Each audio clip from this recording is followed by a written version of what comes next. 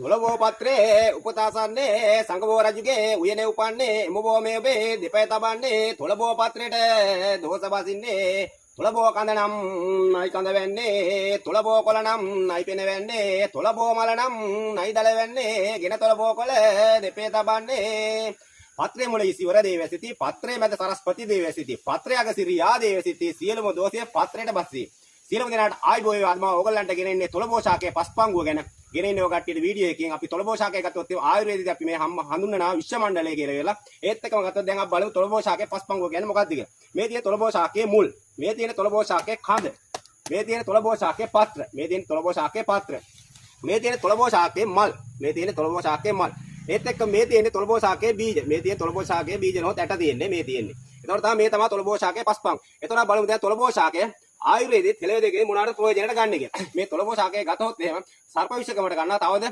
හිසකේ වැඩෙන්න ඇති කට්ටියගේ හිසකේ වැඩෙන්න අපි මෙහින් තෙලක් හින්දලා වෙලා ගන්න. ඒත් එක්කම හොඳ වෙන්නේ නැති ගල් තැලුම් තියෙනවානේ. හොඳ වෙන්නේ නැති ගල් තැලුම් වලට මේ තුලබෝ ශාකයේ මේ තියෙන අලේ.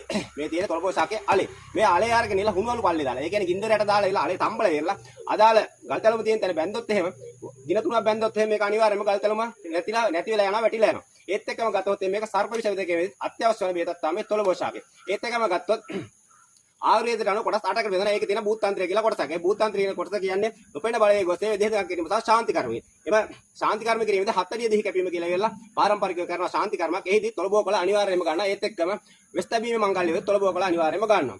ඊට පස්සේ අපි බලමු තුලබෝ ශාකය කොහොමද ප්‍රජනනය වෙන්නේ කියලා. තුලබෝ ශාකය ප්‍රජනනය වෙන්නේ මේ තියෙන තුලබෝ ශාකය හට ගන්නවා. පැල මේ පැල මගිනුත් ප්‍රජනනය වෙනවා. ඒත් එක්කම තුලබෝ ශාකය හට ගන්න මේ බීජ මගිනුත් ප්‍රජනනය වෙනවා. ගොඩාක්ම පැල මගින් තමයි ප්‍රජනනය වෙන්නේ. මේව ශාකය අපි රැක ගන්න ඕන මොකද පරම්පරාවේ උත්සාහයකට හේතුව නම් මොකක්ද දන්නවද?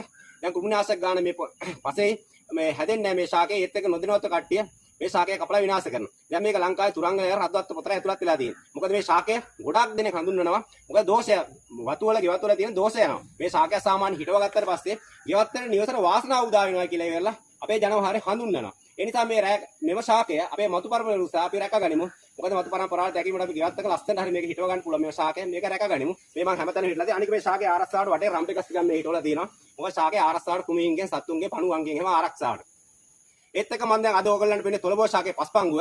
මේ තියෙන තුලබෝ ශාකයේ මලක් තියෙන හොඳට බලාගෙන කඩුපුල් මලට සමානයි. මේව තුලබෝ ශාකයේ මල පිපෙන්නේ රැයට පිපෙන කඩුපුල් මල වගේම රැය 4 ට තමයි පිපෙන්න ගන්නේ. ඒ නිසා අපි මතු පරම්පරාව උසස් තුලබෝ ශාකයේ රැකගනිමු. මාගේ channel එක subscribe කරන්න, follow කරන්න, share කරන්න, comment එකක් දාන්න, like එකක් දාන්න. පස්පංගුව මාගේ channel එක මම චතුසීල පාරම්පරික භූතන්ත්‍ර වේදී දේශපුත්‍ර